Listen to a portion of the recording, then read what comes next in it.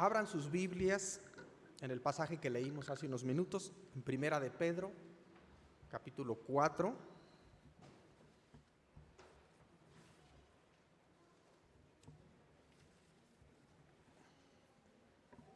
Primera de Pedro, capítulo 4.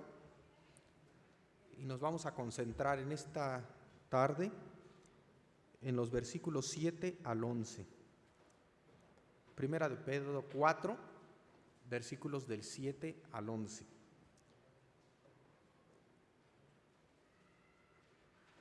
Estamos en medio, prácticamente a la mitad, de una serie que nuestros pastores dispusieron en oración para nosotros, que tiene que ver con la iglesia, en particular el valor de la iglesia para tu vida.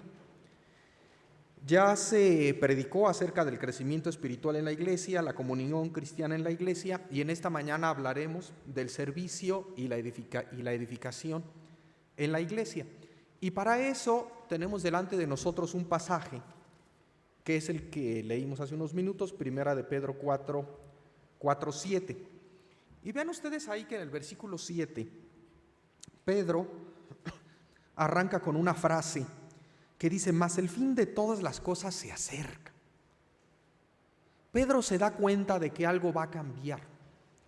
Por supuesto, nosotros tenemos pleno conocimiento que desde el punto de vista bíblico nosotros vivimos ya en los últimos tiempos, y esto desde la venida de nuestro Señor.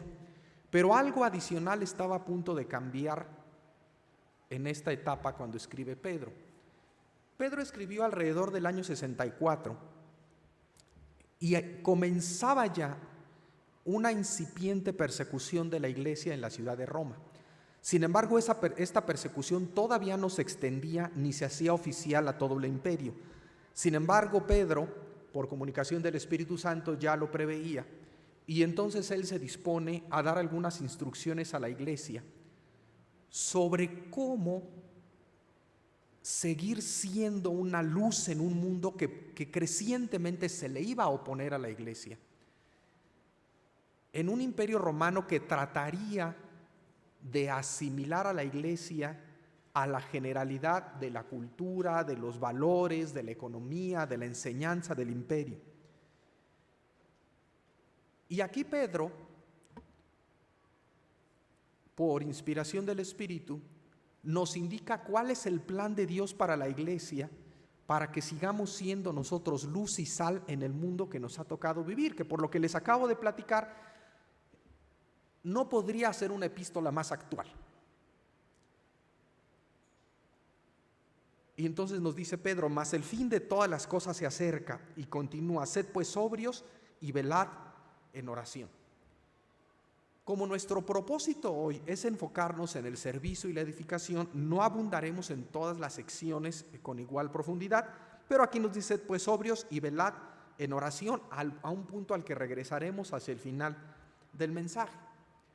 Y después viene una sección de 2 versículos donde Pedro nos enfatiza que el plan de Dios para que la iglesia de nuevo siga glorificando a Dios en el periodo que va a atravesar tiene que ver con el amor. Es el primer punto, dicen los versículos 8 y 9: y ante todo tened entre vosotros ferviente amor, porque el amor cubrirá multitud de pecados. Hospedaos los unos a los otros sin murmuraciones. Como nuestro hermano Ramsés la semana anterior abundó en el tema del amor, y él ocupó un énfasis en ese aspecto de la vida dentro de la iglesia, nosotros tocaremos solamente algunos puntos esenciales para el resto del mensaje. Primero, que el amor es un imperativo. Es decir, no nos dice Pedro: cuando sientan amor unos... No, dice la Biblia de Jerusalén: tengan entre ustedes. Tengan entre ustedes, y luego continúa nuestra versión: ferviente amor, es decir, un amor activo. No se trata de un sentimiento. Y es entre nosotros, no solamente con mis hijos, no solamente con mi esposa, no solamente con mi familia, es en el contexto de la iglesia donde nosotros estamos llamados a tener un amor ferviente, activo. ¿Y qué tiene que ver esto con el servicio y la edificación? vamos a hablar de que nosotros debemos como creyentes servirnos unos a otros. Y esto se va a complicar, hermanos, porque en la iglesia nos vamos a enfrentar a hermanos que no en todo piensan como nosotros, que no se visten como nosotros, que no educan a sus hijos como nosotros, no huelen como nosotros. Me tocó en una ocasión compartir el cuarto en un retiro de una iglesia donde asistí, con un hermano excelente director de música. Reunió ahí un coro, ellos provenían de África, un poquito improvisado, pero varios de los miembros de su antiguo coro en Nigeria habían ido a ese retiro y entonces al vuelo organizaron los cantos más hermosos que yo he escuchado jamás. Yo los describiría como étnicos. Para mis hermanos nigerianos no eran étnicos, era su música, pero no había escuchado yo nunca algo tan hermoso como eso. Pero en la noche me tocó compartir el cuarto con el director y qué aroma, hermanos. Primero no podía yo dormir por el olor, y después me daba miedo dormirme por temor a no despertar. Pero eso es a lo que nos vamos a enfrentar con los hermanos.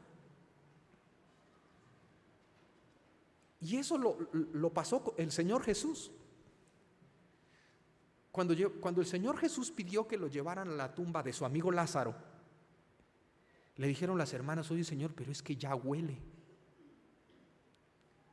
Pero el Señor ahí fue.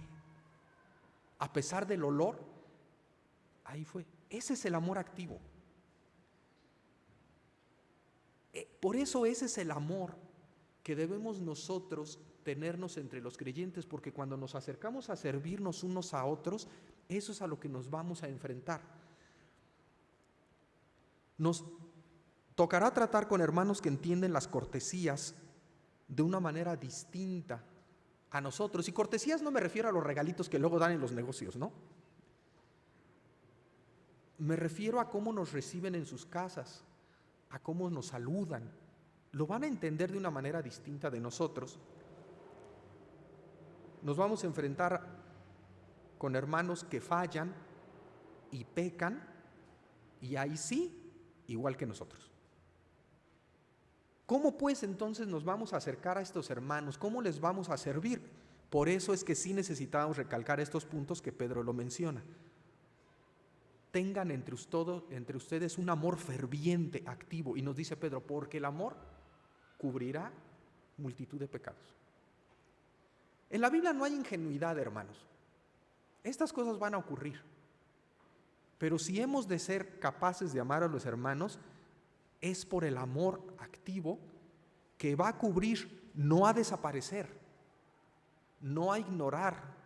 Más bien es que nos va a permitir que con ese amor sobrepasemos incluso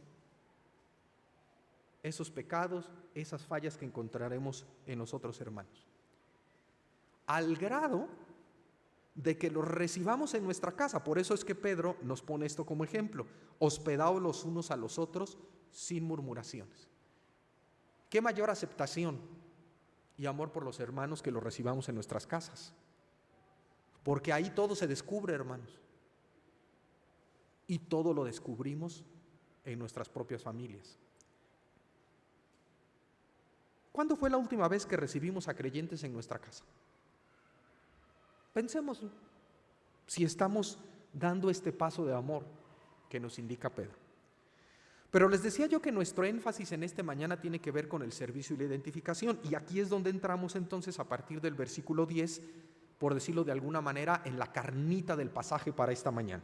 Cada uno según el don que ha recibido, ministrelo a los otros como buenos administradores de la multiforme gracia de Dios. Y tenemos aquí que desmenuzar un poquito el pasaje porque usa palabras, pues por lo menos no comunes. ¿Quién utiliza en su vida diaria así, mientras va por la calle, preparando el desayuno, la palabra don?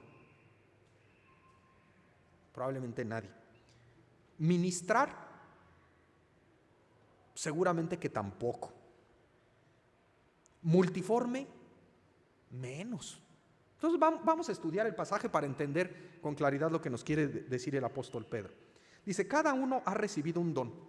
Primero, cada uno, no hay nadie que falte. Ahorita vamos a explicar lo que es un don, pero no hay nadie que falte. Oiga, hermano, yo también, si usted también. Oiga, y aquí mi hermanito también. ¿Sí? Absolutamente todos y cada uno de nosotros hemos recibido un don, no porque lo diga el predicador, sino porque la Biblia nos lo dice. ¿Sí? Ahí encontramos la verdad. No hay nadie que falte. Tal vez usted no lo conozca o tal vez no lo use, pero ciertamente tiene un don de parte del Espíritu Santo. ¿Qué es un don? Don significa regalo, beneficio sin que yo lo merezca. Si yo lo mereciera, no sería un don, sería un pago. Pero aquí la Escritura no habla de pagos y de merecimientos, al contrario, habla de favores inmerecidos. Otra manera de describirlo es gracias. No como cuando yo le digo gracias a una persona, aunque tiene que ver. Gracias en el sentido de gratis, de que es algo que yo recibo sin que yo pague, sin que yo lo merezca. Incluso tal vez sin que yo lo pida, pero lo recibo como un beneficio simplemente por la misericordia de nuestro Dios. Eso es un don. Vamos a recurrir a un pasaje del apóstol Pablo para entender la naturaleza precisa de un don en la vida del creyente. Primera de Corintios 12:7. No lo busquen, pero se los voy a leer. En la versión de Jerusalén dice: a cada cual se le otorga la manifestación del Espíritu para provecho común. Vean ustedes cómo se repite a cada cual. Entonces no hay nadie aquí de los creyentes que nos falte de tener un don. Y es una manifestación del Espíritu, es decir, es el Espíritu Santo actuando de manera especial, diferenciada, sobrenatural en la vida del creyente para hacer alguna actividad. No es una cosa. Es decir, un don no es un objeto que yo me pueda aquí guardar en la bolsa. Es una actividad del Espíritu Santo en la vida del creyente. De manera que un creyente que ejerce su don, lo que está haciendo es permitir que a través de su vida fluya el poder del Espíritu Santo en la iglesia. No es él, simplemente es el conducto de bendición de Dios para la iglesia a través de la actividad del Espíritu Santo. Por el contrario, déjenme decirlo de esta manera: si yo nada más soy calientabancas, no es que mi don esté inutilizado, sino que yo no estoy permitiendo que el Espíritu Santo obre en la iglesia. ¿Se fijan ustedes lo grave que es? Que un creyente no utilice el don espiritual que Dios le dio. Pero nos dice también 1 Corintios 12 que es para provecho común, es decir, no es para él. Los dones que Dios me ha dado a mí no son para mí. En ese sentido también es un grave error de los grupos carismáticos cuando dicen que el don es para que yo tenga la certeza de la salvación. No, el don no es para mí, no es para que yo tenga certezas, el don es para provecho común, es para otros hermanos. No es para que yo tenga una señal de que el Espíritu Santo mora en mí, tampoco es para señales para mí, son señales para la iglesia. Además, pero no es el motivo de este mensaje, descubrimos en las Escrituras que absolutamente todo creyente tiene el Espíritu Santo en su vida, de manera que, también por ese lado doctrinal no podría ser. Es para provecho común, para beneficio de toda la iglesia. Entonces miren, vamos a hacer un ejercicio, hermanos. Volteen todos para atrás. Bueno, a lo mejor Guillermo, tú que estás hasta la pared, a lo mejor tú ve hacia adelante, ¿no? Porque hacia atrás no vas a ver gran cosa. Pero vean los hermanos que tienen adelante, identifíquenlos. ¿Sí? Ahora vean al del lado derecho. Ahora al del lado izquierdo. ¿Ya los vieron? Bueno, usted, hermano, tiene un don de parte de Dios para beneficio de esos hermanos que acaba de ver alrededor de usted.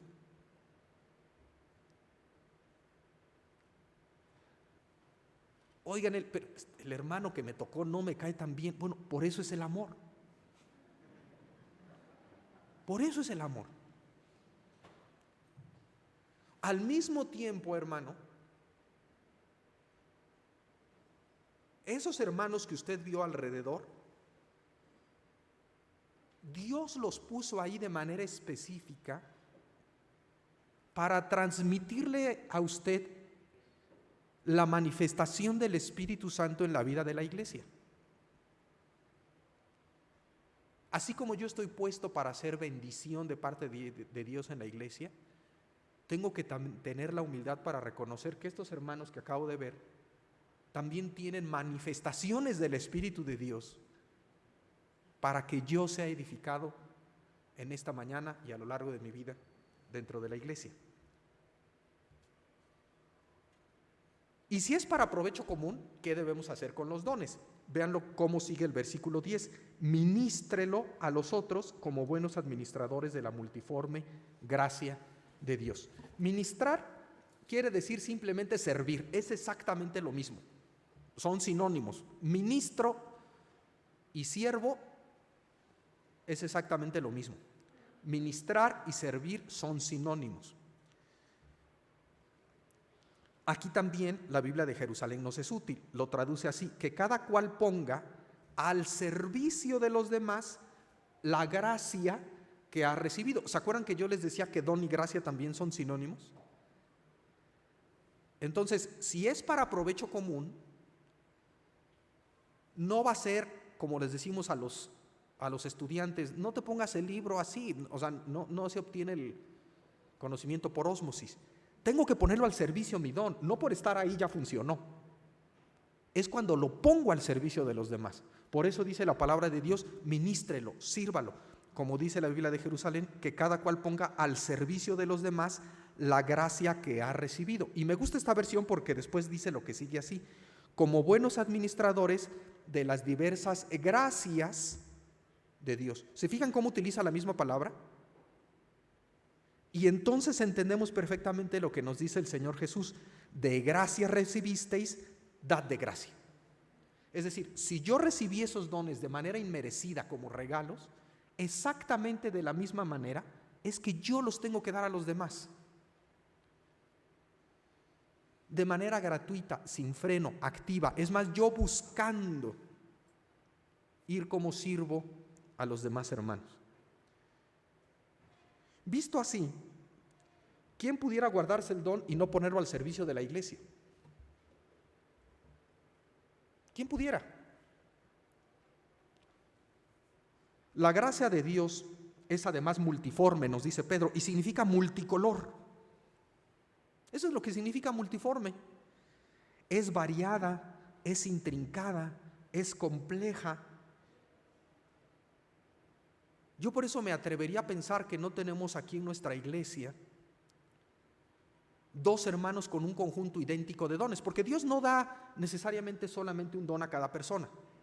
Él distribuye de acuerdo con su voluntad, de acuerdo con las necesidades y con el amor de Dios.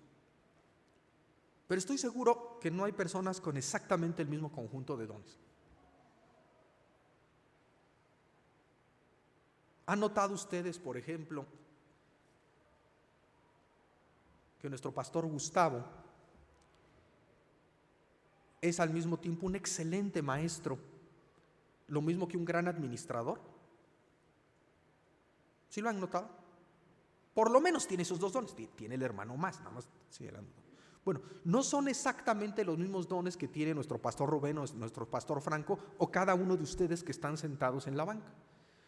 Porque la gracia de Dios es multiforme, es compleja, es intrincada.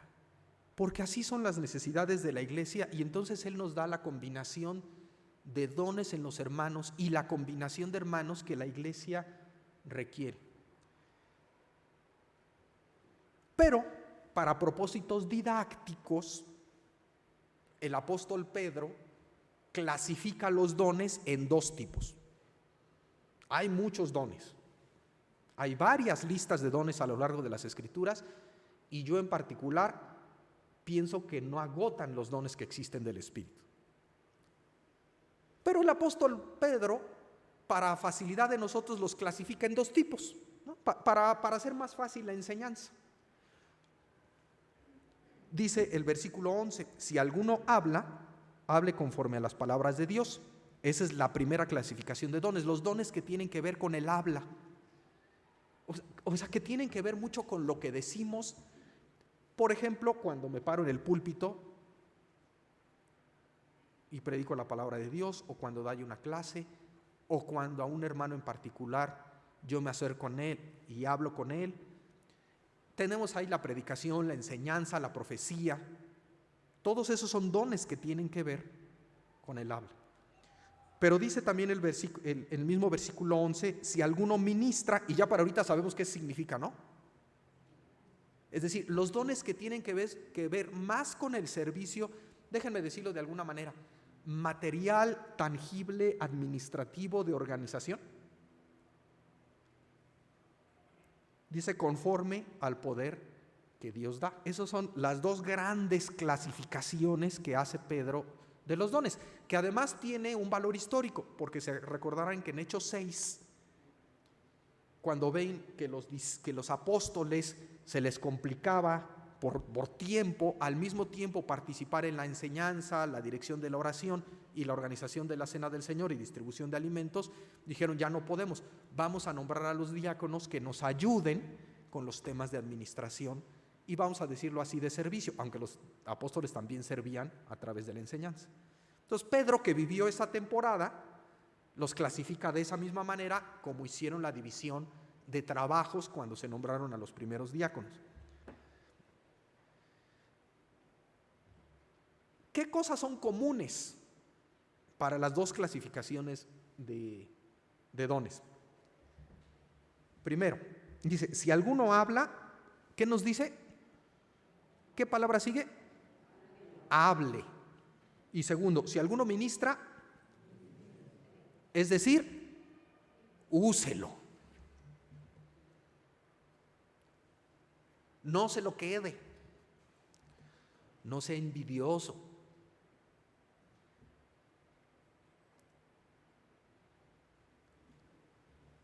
Pero también para los dos nos dice cómo se debe utilizar.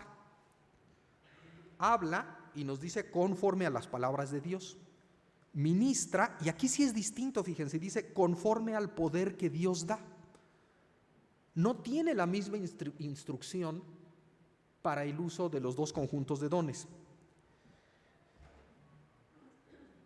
Para aquellos hermanos que tienen estos dones de la enseñanza, la profecía, la predicación, la exhortación, que tiene mucho con el hablar, que una traducción que me gustó, que la vi en alguna versión, es la palabra alentar. Exhortación es perfectamente preciso, pero tal vez una palabra más moderna y que es más fácil de entender para todos es alentar. Bueno, eso es exhortar. Dice que debe ser conforme a las palabras de Dios. Y entonces aquí entendemos dos puntos de cómo se deben usar estos dones. Por un lado, es con humildad. Si bien el Espíritu de Dios nos da esta capacidad de explicar, de enseñar, debemos siempre ser humildes y estar sometidos a la palabra de Dios y asegurarnos de que lo que estamos hablando es lo que dice la Escritura.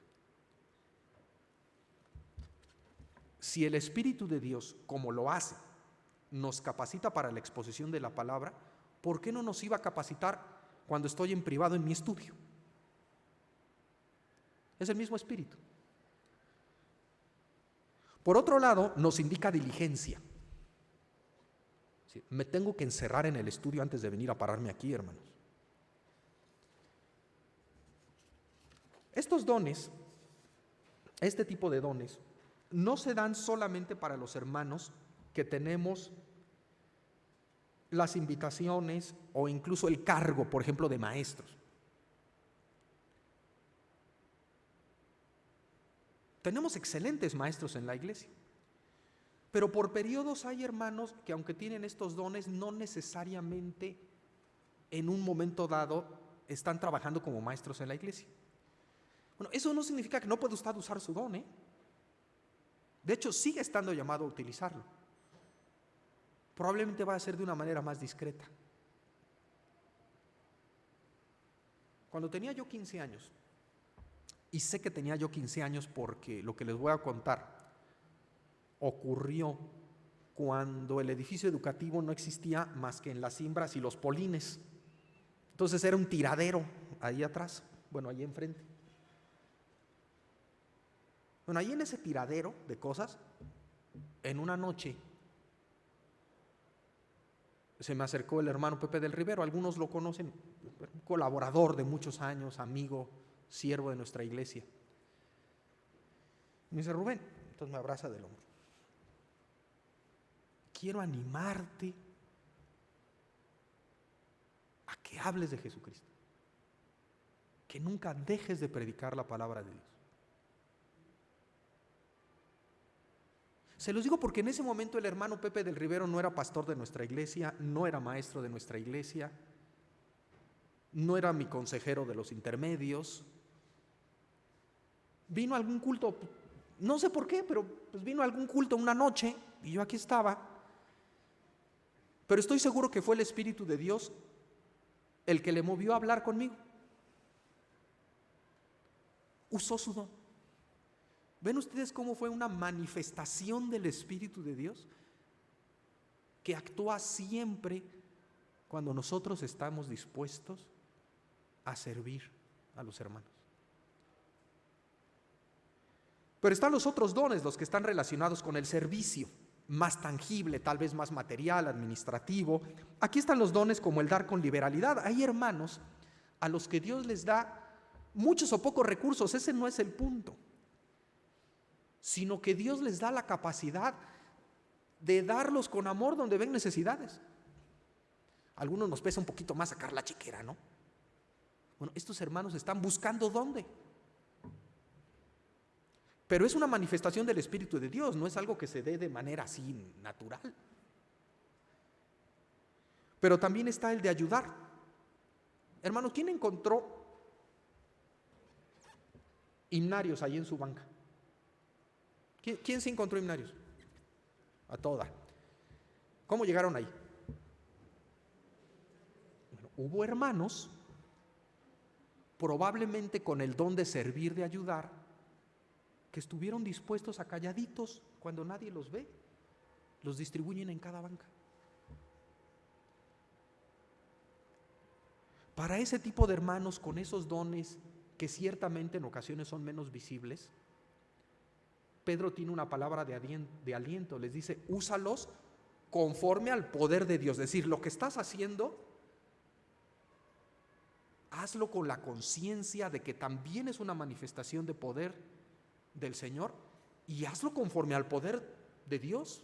Y la verdad es que no sabe uno, hermanos, qué consecuencias puede tener aquello que nosotros estamos haciendo cuando a veces acomodamos las bancas.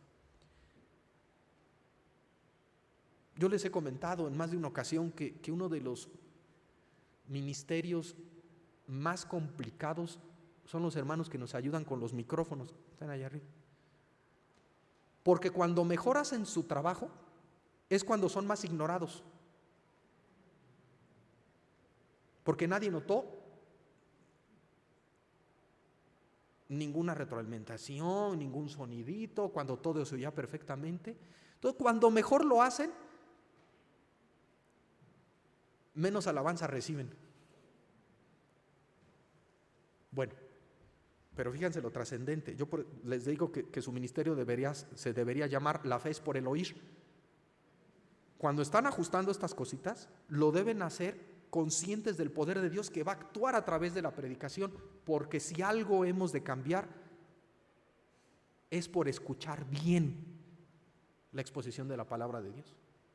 Entonces es importante en el poder de Dios su ministerio, es importantísimo, hermanos.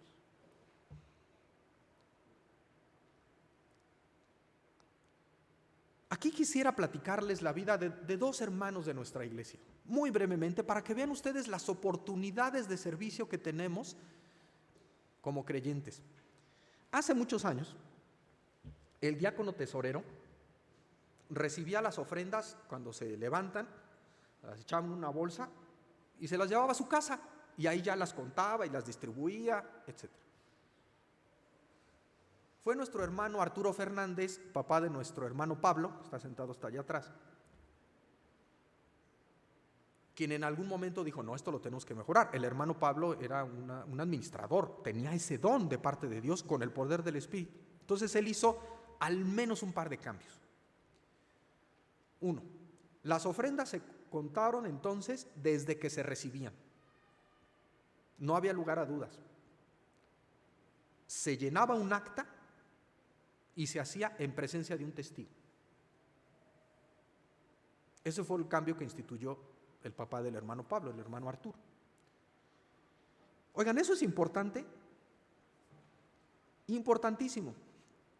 Una iglesia con un manejo sano y transparente de sus finanzas da gloria a Dios, de honestidad, de provisión de Dios.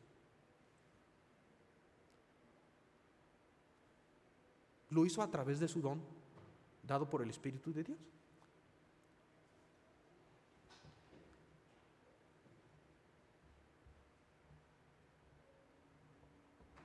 Otra hermana, la hermana Ventimilla, mamá de nuestro hermano David Enríquez, de mi cuñada Nelly, abuela, para los que no los conocen a todos, abuela del hermano David Enríquez, hijo, que si lo reconocen es otro joven que en ocasiones nos acompaña también con la flauta. Bueno, es la abuela de él. Tenía un gran amor por los hermanos en las misiones, particularmente aquellas misiones rurales de pocos recursos. Y entonces me explica nuestro hermano David que tenía en su casa un cuarto con un baño, especialmente para este propósito. Entonces ella lo que hacía es que invitaba a hermanos de esas misiones a su casa y les decía qué necesitan para los proyectos que tienen.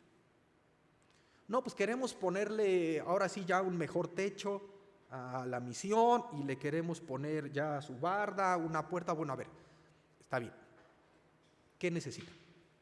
Y entonces ella les ayudaba, en primer lugar, a hacer la lista con la cual pudieran hacer un presupuesto. Eso no es tan sencillo como a veces uno se imagina. Sobre todo que algunos de estos hermanos, me dice David, llegaban descalzos a la Ciudad de México, con ropa de manta. Es decir, eran gente sencilla, sin la preparación, de repente incluso para hacer una lista de ese tipo. Entonces la hermana les ayuda. En muchas ocasiones, en la mayoría, ella misma les decía: bueno, que eran 2 millares de tabiques, ¿cuánto se necesita? ¿Tanto dinero? Aquí está. Me dice el hermano David que en una ocasión hasta un caballo les compró, porque era lo que se necesitaba para el ministerio en la misión. Dice David, le da mucha risa que le decían que era el caballo misionero. Y lo regresaba con todo eso a su lugar de origen. No sin antes tratarlos bien y yo diría agasajarlos. Porque a estos hermanos de estas comunidades, les digo que me dice David, dice, ahí los llevaba yo a Chapultepec descalzos. Porque lo que hacía es que le encargaba a sus hijos que los llevaran a pasear a la ciudad, que los sacaran a que se divirtieran, a que conocieran. Y me dice David, dice, que rara vez he escuchado tantas risas como cuando llevaba a pasear a estos hermanos. Y eso era de puro amor, hermanos. Era puritito amor destilado por los hermanos. Me recordó a lo que hizo esta mujer, que derramó perfume sobre los pies del Señor Jesús. No había ninguna necesidad más que el amor que se derramaba por el Señor. Y a través de este don de servicio actúa el poder de Dios en beneficio de los hermanos. En este caso, estos hermanos de las misiones.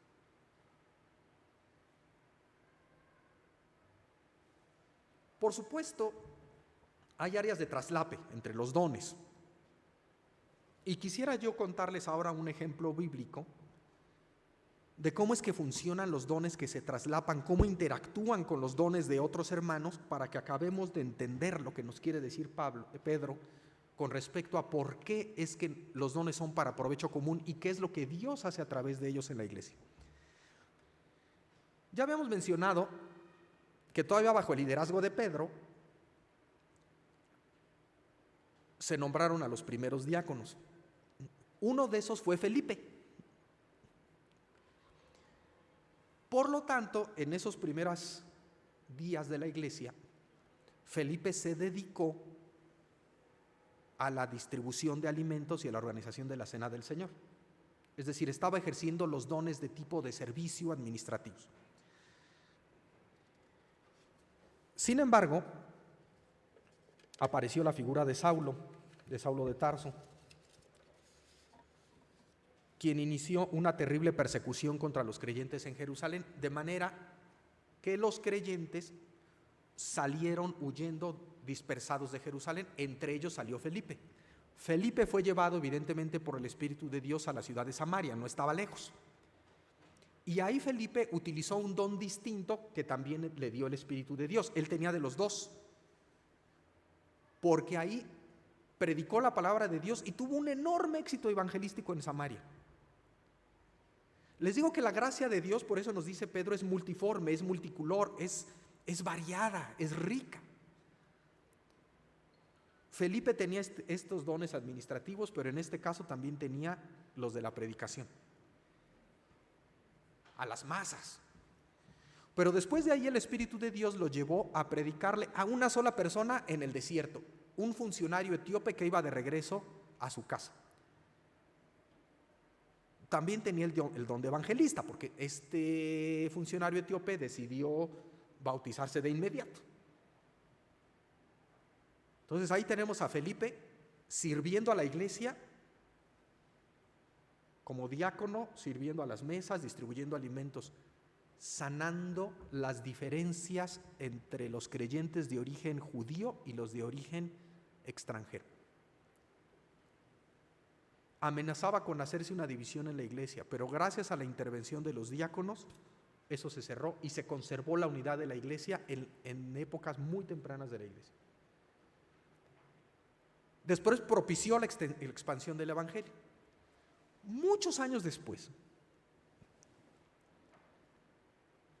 Saulo, ya convertido en seguidor y el apóstol de Jesucristo del que nosotros estamos habituados, de regreso a Jerusalén pasó por Cesarea junto con Lucas.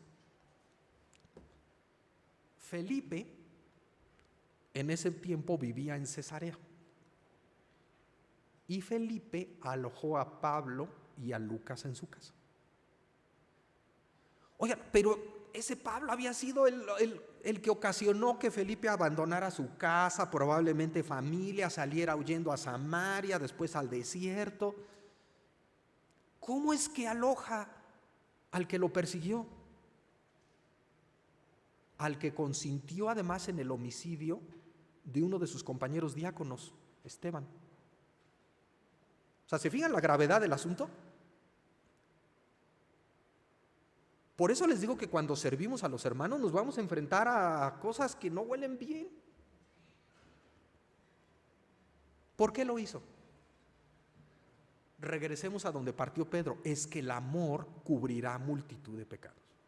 Gracias a ese amor, Felipe también perdonó esos hechos de Saulo y ahora lo recibe y lo sirve en su casa.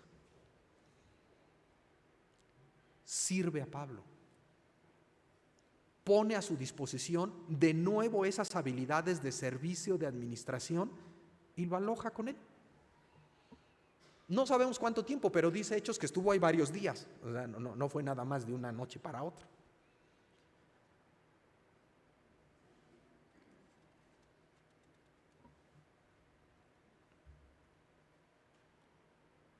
Y aquí debemos entender cómo es que funciona el diseño de Dios para la iglesia. Felipe sirvió materialmente a Pablo, pero también espiritualmente.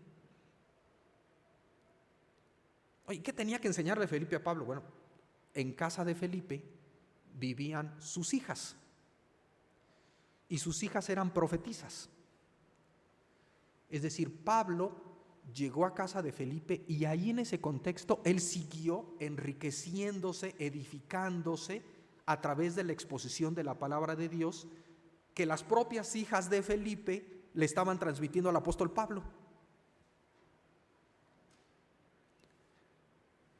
Felipe utiliza su don para servirlo, lo aloja, pero sus hijas, dentro de su contexto familiar, edifican también a Pablo. Vean ustedes cómo todos son edificados ahí. Por eso les decía que cuando miraran a los de atrás, es que nosotros obtenemos nuestro crecimiento, nuestra edificación, maduración en Cristo, crecemos en amor, en la imagen del Señor, en la medida que nos ponemos a disposición para servirnos los unos o los otros con esos dones que Dios nos ha dado. Como Felipe y Pablo.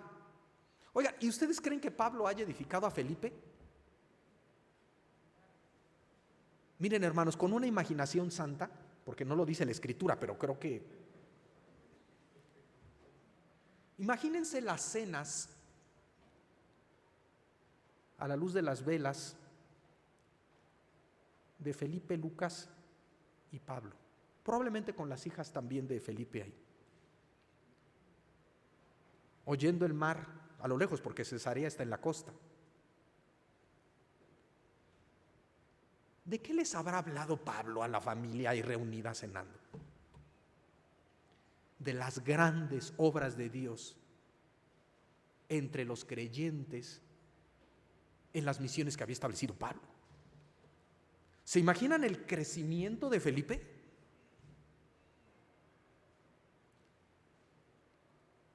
Cuando se fueron Pablo y Lucas camino a Jerusalén, seguramente que Felipe dijo: hijas, hemos sido bendecidos por Dios de maneras que no nos imaginábamos al recibir a Pablo.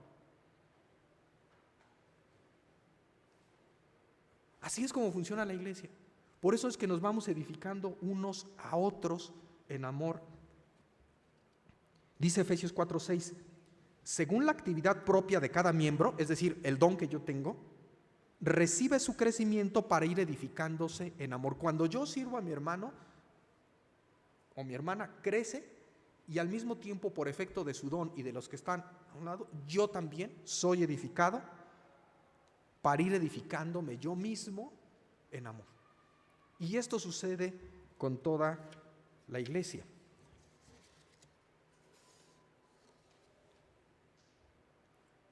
Y regresemos ahora al punto con uno de los que abrimos. Hay hermanos entre nosotros que me podrían decir esto con toda justificación, hermano, pues yo sí, cuando yo era joven, yo sí ayudaba y cargaba las sillas y colaboraba y enseñaba y aconsejaba, pero ya no puedo. Véame ahora con bastón, ya casi no oigo, ya las ideas se me atoran. Bueno, en un cuarto que está aquí atrás hay unas fotos. No lo digo para que ahora hagamos aquí fila para entrar, no. ¿Por qué? Porque es un lugar donde se reúnen o se han reunido hermanas mayores para orar. Y son hermanas, muchas de ellas, en situaciones como las describí, pero que siguen sirviendo a la iglesia, llevando nuestras necesidades, nuestras peticiones, nuestras congojas en oración delante de Dios. Y Pedro abrió su pasaje diciendo: sed sobrios, velad en oración. ¿Ven cómo aquí Pedro cierra el círculo? Aun cuando la debilidad pudiera ya estar, el creyente puede orar. Y cuando se pone a disposición de la iglesia, sus oraciones suben como el humo del incienso, nos dice Apocalipsis, delante de la presencia de Dios, como un olor agradable. Y entonces Dios se inclina sobre su iglesia y la bendice. todos, absolutamente todos, debemos y podemos ponernos a disposición de los hermanos para servirles. Esa es la manera como Dios edifica la iglesia. Y se acuerdan que comenzamos diciendo que cómo iba a prosperar espiritualmente como una luz en el mundo una iglesia en ese ambiente de persecución, como lo es ahora. Bueno, vean lo que dice el 11. Cuando esto sucede, es decir, que servimos, el que habla, el que ministra, dice el 11, para que en todo sea glorificado por Jesucristo, a quien pertenecen la gloria, el imperio por los siglos de los siglos. Amén. Cuando los hermanos nos comportamos de esta manera, Dios es glorificado por Jesucristo. Glorificado significa que se habla bien de Dios, que sus virtudes son exaltadas, que su amor es conocido, que su misericordia se extiende a través de la iglesia. Ese es el plan de Dios para el crecimiento de cada creyente y de la iglesia en general, de manera que Él mismo sea glorificado. Dice Efesios, hasta que lleguemos todos a la unidad de la fe y del conocimiento del Hijo de Dios, al estado de hombre perfecto, a la plena madurez de Cristo, y entonces Cristo es conocido entre el mundo. Por esas iglesias fortalecidas, con hermanos preparados, que utilizan sus dones, que están fortalecidos unos a otros. Y eso se ve y Dios es glorificado. En esta tarde yo quisiera preguntarles si tal vez algunos de nosotros tenemos ese don ahí guardadito. Porque ya vimos que no es una cosa, es una manifestación del Espíritu de Dios,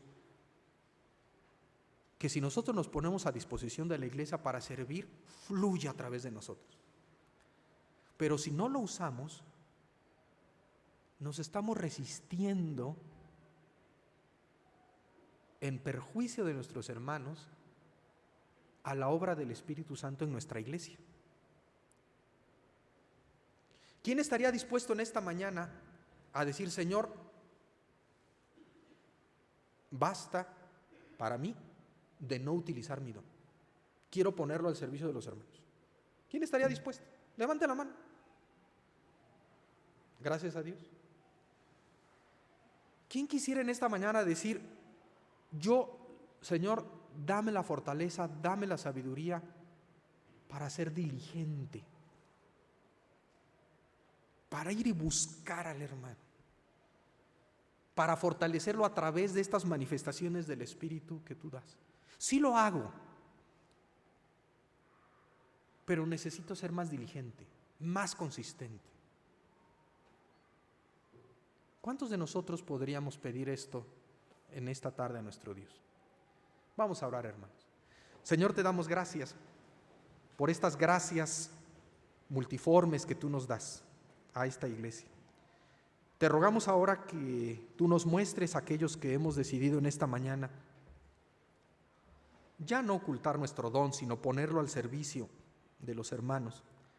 Que tú nos indiques las maneras, los medios, los tiempos, las personas. A otros que seamos más diligentes en el estudio, más humildes en predicar tal cual tu palabra. Que tú edifiques a esta iglesia para que tú mismo seas glorificado y el mundo reconozca que tuyo es el imperio y la gloria. Esto te lo rogamos en el nombre de Cristo Jesús. Amén.